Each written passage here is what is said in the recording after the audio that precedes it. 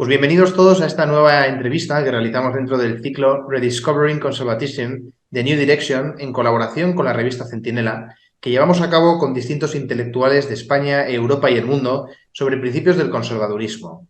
En esta entrega nos preguntamos principalmente cuál es el legado de la Escuela de Salamanca en Occidente. Para analizar este tema, contamos hoy con Eric Clifford Graf, un ponente de excepción. Doctor en Literatura Española por la Universidad de Virginia, ha sido profesor en las universidades de Smith, Illinois, Chicago, William and Mary y la Francisco Marroquín, entre otras.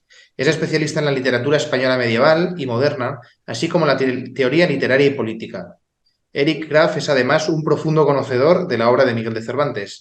Así que un placer tenerle con todos nosotros y estoy encantado de saludarle, Eric. Igualmente, un placer. El tema propuesto para esta conversación es principalmente la influencia de la Escuela de Salamanca ha tenido en Occidente y trataremos las diversas características de la escuela. Entonces, esta corriente de pensamiento jurídico, político, teológico, social y también estético, nacida en Castilla, influyó en el proceso norteamericano y sentó las bases jurídicas y políticas de los nuevos modelos sociales. En Salamanca, podríamos decir, se forjaron las líneas maestras de la sociedad moderna y su influencia ha sido, como veremos a lo largo de esta conversación, inabarcable. Por eso la primera pregunta, querido Eric, es ¿por qué se dio la Escuela de Salamanca? ¿En qué contexto nació? Bueno, en primer lugar tengo que poner un marco a todo esto. Vengo de fuera, vengo de la tradición angla, ¿no? Texas, estamos rozando con lo hispano, pero soy más bien estudiante de todo esto, así que lo que yo diga hay que tomar con su tonelada de sal, como decimos en inglés. Para mí, desde la perspectiva transatlántica, la mayor importancia de la Escuela de Salamanca tiene que ver con las relaciones internacionales y con la primera contemplación a nivel de escuela de los derechos humanos, de los derechos del individuo y de los derechos de grupos también, ¿no? Y ahí está el conflicto sempiterno entre grupos, entre la identidad, digamos, incluso racialista, como vemos últimamente en Estados Unidos, y el valor del individuo frente a todo eso.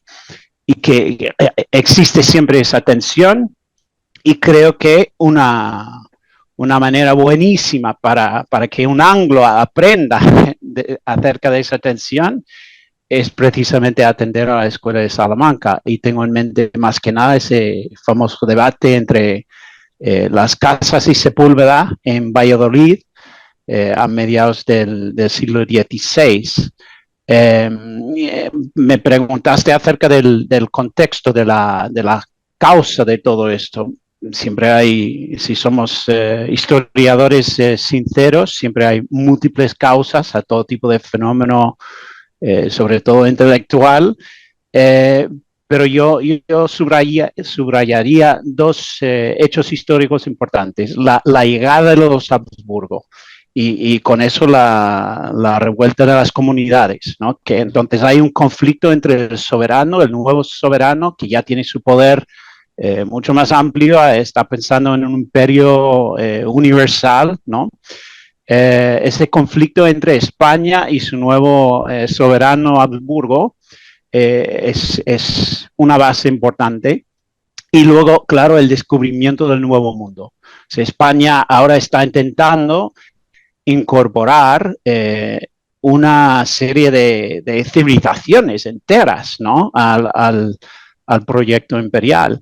Y creo, mi impresión, siempre me queda mucho por aprender, pero mi impresión es que la Escuela de Salamanca surge precisamente como tipo de, digamos, compensación, o es lo que se gana a través del sacrificio de las comunidades. O sea, la corona al menos está dispuesta a reconocer que tiene que haber input, tienen que escuchar a los intelectuales de España si quieren coordinar un ejercicio masivo y muy difícil, pero si quiere coordinar todos estos países, todas estas distintas gentes que ahora vienen a formar parte del imperio, pues tienen que tomar en cuenta a los intelectuales de España.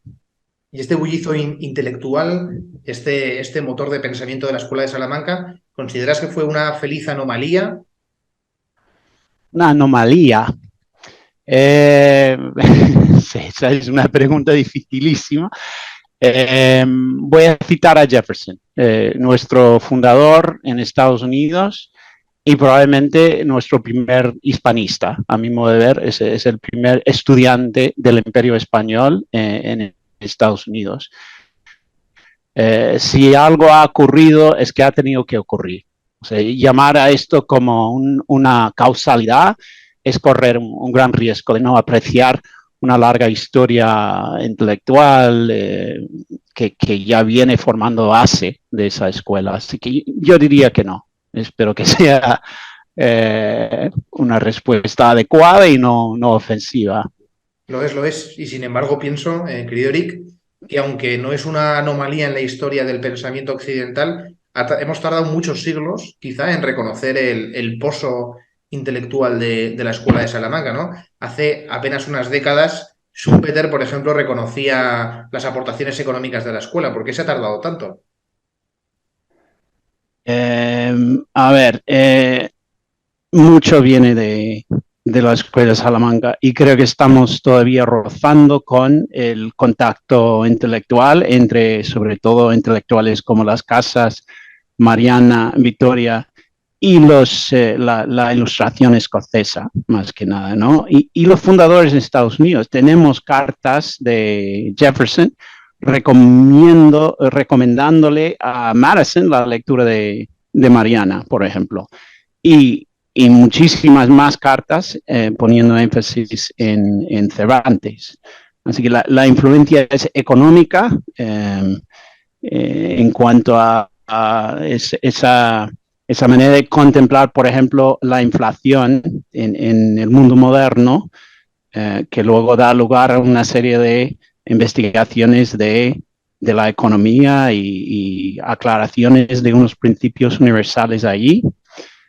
Y creo que también es muy difícil separar la ley natural que vemos en esa tradición salamantina.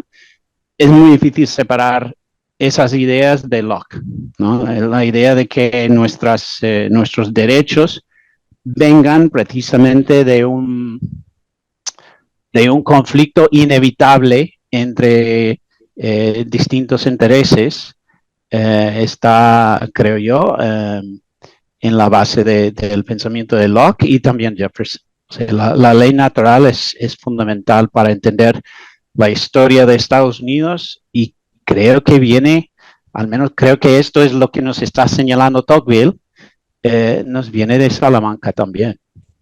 Hablemos de esta ley natural, porque parece que hasta los siglos XV y XVI el mundo no dio un paso al justnaturalismo. Y sin embargo, la escuela sí que apostó fuertemente por la reivindicación de la ley natural. ¿Qué importancia tiene la ley natural en todo su pensamiento?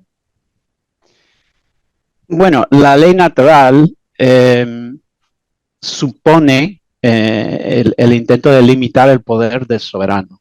Si estamos pensando bien, creo yo, nuestro aprecio de la ley natural viene de aristócratas. Eso es básicamente se ve en la Carta Magna y es el legado de los derechos de los demás aristócratas intentando limitar el poder del rey o del soberano. Es la esencia de la ley natural, que no puede haber un solo poder, ¿no? Y creo que con eso se desata una serie de consecuencias, ¿no? Lógicas. Y el conflicto entre esos aristócratas y el soberano, al final de todo, en Estados Unidos resulta en la eliminación del soberano.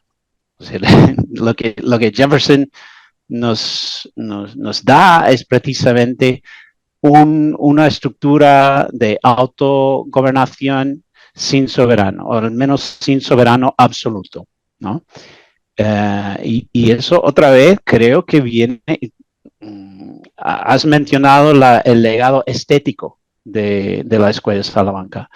Pues en la novela, precisamente en la novela de Cervantes, vemos precisamente ese diálogo entre un aristócrata y el hombre común, ¿no? Entre Don Quijote y Sancho. Ese diálogo realmente está en el inicio del aprecio de la ley natural por parte de los hombres comunes, ¿no? Y no hay nadie más común que un norteamericano.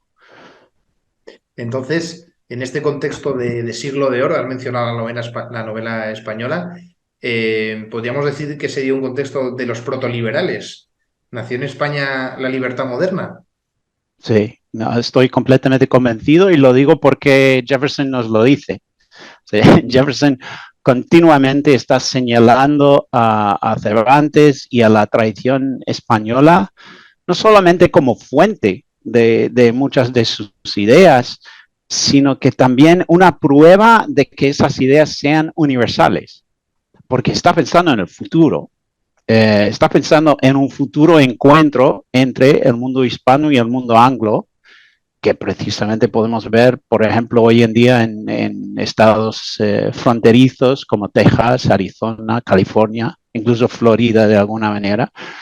Jefferson tenía todo eso en mente y lo puedes ver en la arquitectura, por ejemplo, de Monticello, cuando vuelve de su viaje a Europa, cuando está básicamente observando la Revolución Francesa.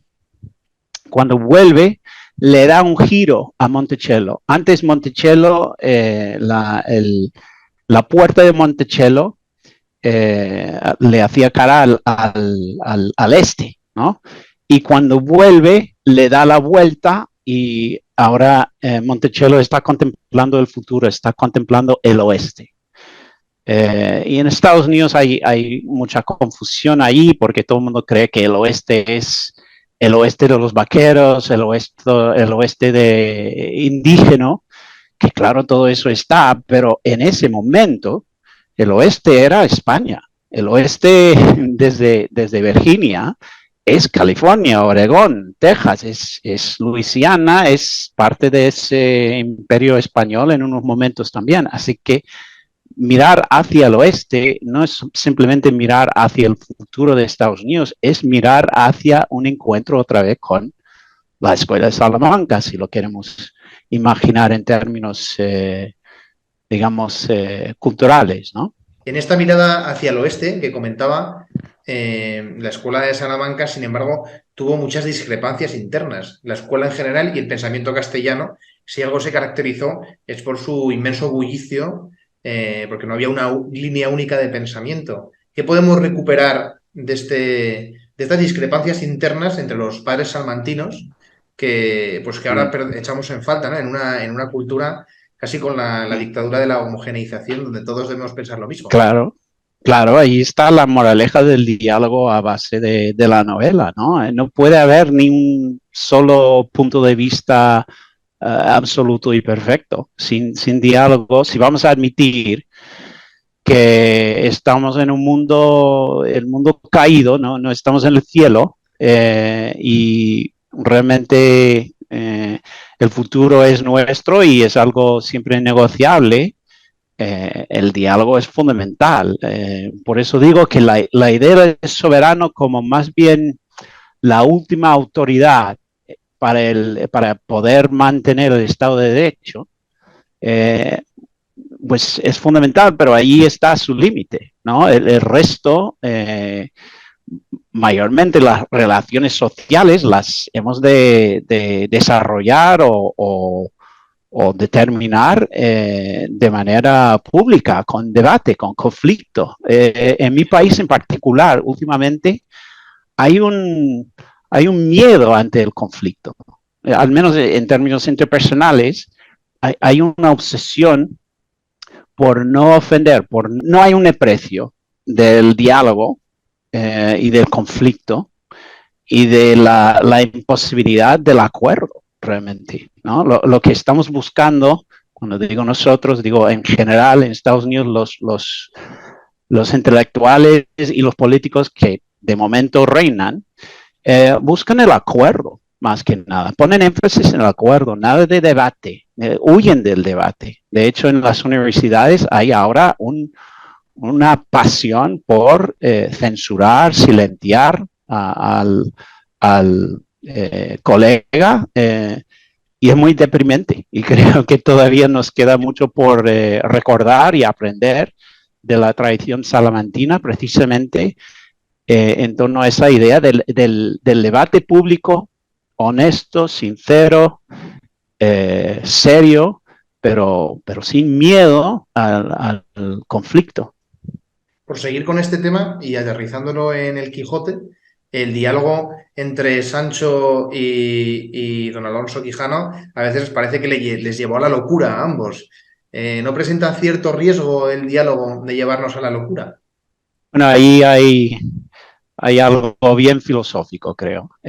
Para mí, como cervantista, la locura no es necesariamente algo malo, sobre todo si estamos hablando de tener al menos el derecho de cuestionar la ideología reinante. Cualquier persona de fuera, cualquier persona que por ejemplo, acuda a una universidad en Estados Unidos hoy en día y quisiera hablar de algo no permitido, siempre va a parecer un loco, ¿no? Va a parecerle al otro un loco. Y entonces la locura como algo que surja precisamente en ese espacio, en el medio de los dos partidos grandes, para mí es fundamental. Es cómo funciona precisamente una democracia, ¿no? Tiene que encontrar su camino social en el medio. Y para eso hay que estar dispuesto al menos no solo a ser un loco o estar loco, sino a apreciar la locura del dialogante, ¿no? Del interlocutor. Así que la idea de la locura como un riesgo, a veces supongo que sí, pero últimamente en Estados Unidos creo que es precisamente lo que nos falta. Volviendo ahora al tema de la escuela de Salamanca, Eric, la escuela introdujo la noción del mal en el mundo. Fue una de las novedosas introducciones de la escuela y quizá como consecuencia del libre albedrío, explicaron. Entonces, ¿qué consecuencias ha tenido la introducción de esta noción del mal en el mundo occidental? Bueno, allí veo algo que realmente donde vemos que la escuela de Salamanca está en diálogo con los erasmistas y con el mundo protestante, ¿no? En su entorno también. Está intentando al menos apreciar al mundo protestante, y siempre cuando hablamos de la maldad y su función en el mundo, otra vez como tejano protestante, mi familia fundó la primera iglesia protestante en México, en Texas, en aquel entonces. Así que esa es mi tradición. El aprecio de la maldad está allí en la escena famosa de Milton, ¿no? Cuando Satanás cae y está contemplando el infierno en el que estamos todos, allí tenemos una alegoría para la reforma protestante, la independencia. Ay, Dios, estamos...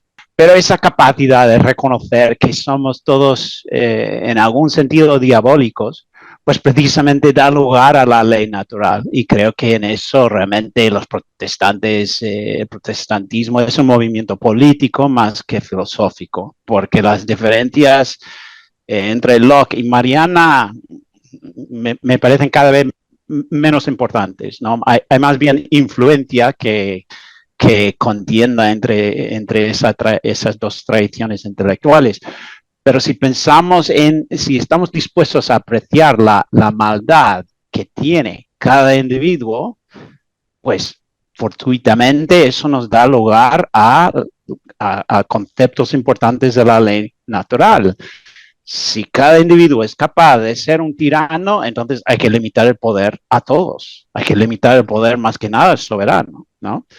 Así que esa idea de admitir maldad en el mundo y de huir del concepto de la perfección moral, y perfección moral que tiene en las dos tradiciones, corremos un riesgo de eso, ¿no? Estoy pensando en los puritanos, que nos han dado lugar a uno de los comunistas más famosos del mundo, y también un poco el extremo de los jesuitas, también a veces cae en esa tradición de enfatizar demasiado la perfección moral, ¿no? La búsqueda de la perfección moral, que otra vez vuelvo a la actualidad en Estados Unidos, el perfeccionismo, como sureño lo asocio con el norte, últimamente los puritanos están a cargo de mucho acá. Entonces, ese concepto de la maldad es fundamental, muy importante, y no tiene por qué ser algo demasiado abstracto para entrar en la conversación actual. La Escuela de Salamanca, pienso ahora, aparte de proponer la idea del mal, también propuso alguna respuesta, por ejemplo, en la conquista de América, ¿no? La duda indiana es un ejemplo de cómo la Escuela de Salamanca también reformuló el concepto de derecho natural, como hemos estado hablando. Entonces, ¿considera que Francisco de Vitoria, Domingo de Soto, Azpilicueta, Suárez, en fin, entre otros, precursaron los derechos humanos? Sí, sin duda, y vuelvo a la novela.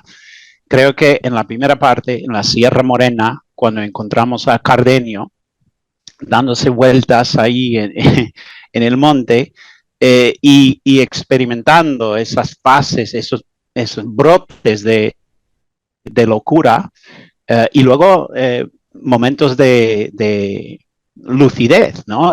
Allí estamos viendo simbólicamente el debate acerca de la humanidad, de intentar definir un ser humano. Claro, el problema que tiene el imperio español es que contemplando a un sacrificio humano entre aztecas, tiene el efecto de provocar un pánico moral. Estos no son seres humanos. Entonces el debate es hasta qué punto son seres humanos. Y ves algo muy parecido en la tradición angla, con esa determinación muy sutil de que los negros en el sur van a contar como 3/5 partes de un ciudadano, algo así, ¿no?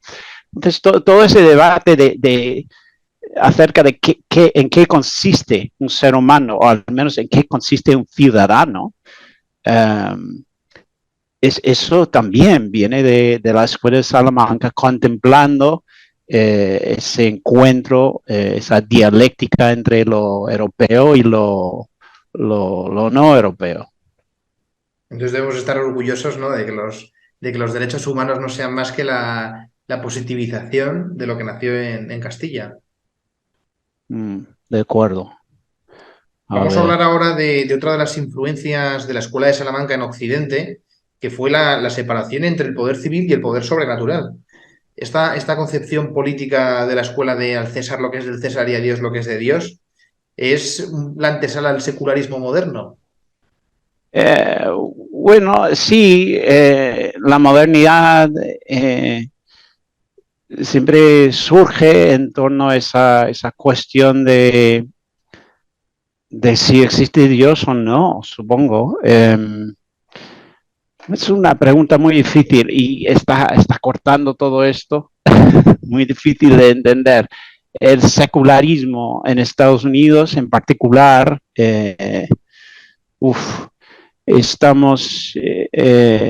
tenemos un concepto de ser humano tan independiente de cualquier moral o cualquier teología, que resulta en problemas, ¿no? Resulta en ciertas locuras últimamente. Para mí la mejor manera de abordar eso es volver a la cuestión de la ley natural. Si hay separación entre el mundo y el cielo, entre el mundo y Dios, o la influencia divina, entonces realmente es un problema particular a nosotros. La política, el concepto de la sociedad ya no es divino, ya no estamos intentando reproducir el cielo acá en la tierra. Estamos intentando mejorar la tierra dentro de lo posible, dentro de lo humano, ¿no? Y eso nos vuelve a esa pregunta anterior, ¿no? Que me hiciste sobre la cuestión de la maldad en el mundo. Una vez que aceptamos que somos todos fallidos, que el ser humano tiene esa capacidad de maldad dentro de sí, pues eso nos presenta con toda una serie de consecuencias políticas. Siempre vuelvo a pensar en la Guerra de las Galaxias, ¿no? De la maldad de Darth Vader. De alguna manera es la esencia del imperio, así que la cuestión siempre es cómo limitar ese poder, porque a la vez el imperio nos parece proporcionar, no sé, yo creo personalmente que se subestima el imperio generalmente. El imperio, al menos en el caso romano, en algunos momentos históricos y en el caso español y en el caso norteamericano, el imperio trae paz porque logra separar precisamente los posibles partidarios de un conflicto, digamos, algo parecido a lo que se ve en Tucídides, por ejemplo, ¿no? Espartanos contra atenienses. Pues en Estados Unidos la idea fue mantener una serie de estados y regiones distintas.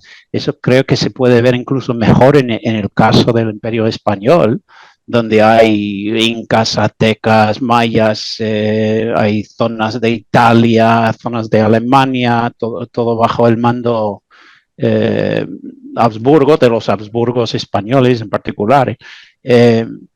¿A dónde voy? Que esa idea del imperio como un mecanismo que permite que gentes distintas vivan en paz, es una idea al menos muy bella. Y creo que todo eso viene a partir de la idea de cierta ausencia de Dios en el mundo, sí. No sé si es una respuesta adecuada, pero estamos bastante fuera de mi campo de especialidad. Hablaba ahora de la belleza y sí que vamos a volver a su campo porque la Escuela de Salamanca también desarrolló la novela en un contexto dorado para la literatura castellana. Y esto ha tenido grandes consecuencias. Además, he leído que usted sostiene la profunda relación entre Cervantes y Tocqueville. No sé si nos puede contar más sobre esta relación. Sí. Bueno, eso para mí es un descubrimiento muy reciente. Pero estoy cada vez más convencido de que Tocqueville está intentando lograr cierta comunicación, cierto diálogo entre el mundo hispano y el mundo anglo.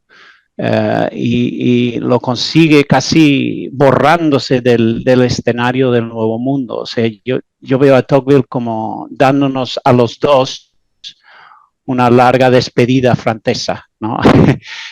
Y nos está enseñando en cada caso acerca de nosotros mismos. Está intentando decirles a los norteamericanos que, mira, en el caso español hay un aprecio más sofisticado de lo que una constitución no puede conseguir. Tiene que existir mecanismos, la novela es uno de ellos, pero tiene que existir mecanismos sociales fuera de la Constitución, fuera del alcance de las leyes, ¿no? Esa tendencia, y lo ves, creo yo, cada vez más en Estados Unidos, esa tendencia de recurrir al derecho, a la ley, de llamar a la policía para arreglarnos todo, es un defecto cultural. A la vez, creo que está intentando decirles a los españoles, mira, una buena constitución tiene su valor, puede funcionar a veces. El respeto por el Estado de Derecho también es importante. Igual una combinación de los dos es el ideal que busca Tocqueville. Y lo digo porque principalmente en el segundo volumen, la tercera parte, el capítulo 18, hay un repaso muy detallado, creo yo, de Don Quijote. Para mí me parece súper evidente que Tocqueville tenía el Quijote al lado cuando escribía el segundo volumen. Y creo que porque precisamente tenía en mente Jefferson, está pensando en Jefferson. Y Jefferson y Lafayette, toda esa tradición de aristócratas defendiendo sus derechos, insistiendo en el derecho del individuo, esa esfera de libertad personal no violable, ¿no? Que nos viene de aristócratas intentando protegerse contra las incursiones de un soberano. Esa lección está en el Quijote también. Y la tradición de la novela que pasa por Francia y que viene al Nuevo Mundo gracias a Lafayette. Si lo piensas bien, Lafayette viene de Madame de Lafayette, es parte de su árbol de su familia, son novelistas. Así que esa simpatía que hay entre Jefferson y la aristocracia francesa realmente subraya la importancia de la novela, subraya la importancia del arte en la gobernación y no solamente la tradición de leyes o de derecho escocés o lo que sea. No sé si es una respuesta adecuada, pero ahí está. El segundo volumen es El Quijote, el primer volumen de Democracia en América es un repaso de Locke y del Federalista. Por eso mi última pregunta, ya en 1 minuto y medio que estamos fuera de tiempo, es precisamente sobre la relación entre Cervantes y Tocqueville, y usted ha mencionado a Jefferson, ¿no? Mientras el primero Cervantes descubrió la libertad moderna y Tocqueville pues teorizó esa libertad, Jefferson se nos presenta como fundador de esta libertad moderna. Entonces, ¿cómo la novela influye en esos tres y cómo el arte, en el fondo, vertebra la búsqueda de la libertad? Ok. Bueno, intento una respuesta más fácil esta vez. Solo yendo a la segunda parte del Quijote, capítulo 8, ahí hay un episodio narrado por Don Quijote acerca de un aristócrata italiano que se reúne con el emperador, con Carlos V, y hacen una visita al Panteón en Roma. Y hay un momento cuando ese aristócrata, cuando ya bajan, o sea, suben y miran por ¿cómo es el hueco allí encima, ¿cómo es la palabra? Madre mía. Bueno, me falta Queda claro. el término arqueológico, pero la ventanilla que ahí arriba en el centro están contemplando el interior, y cuando bajan, ese aristócrata le confiesa al emperador, mira, tenía una tentación, quería agarrarle a usted y tirarme por la ventanilla y así asesinarle, ¿no? Y volverme famoso por infame, ¿no? Pero allí tienes un relato cómico acerca del conflicto entre el aristócrata y su rival, el soberano. Jefferson tenía toda esa escena en mente cuando empezaba a construir esos globos. Lo puedes ver en Monticello y mayormente en la rotunda de la Universidad de Virginia. Esa idea idea de una estructura, una arquitectura que no tenga soberano simbólicamente en la parte superior. Es un símbolo para mí del aprecio que tenía Cervantes, que tenía de Cervantes Jefferson. Pues le agradezco muchísimo, Eric, todas las respuestas porque ha sido una conversación interesantísima. Y Mira, ojalá, un placer y mío ojalá y dentro, y ojalá, disculpas por mi no se español, preocupe. es que hace mucho que no hablo cristiano.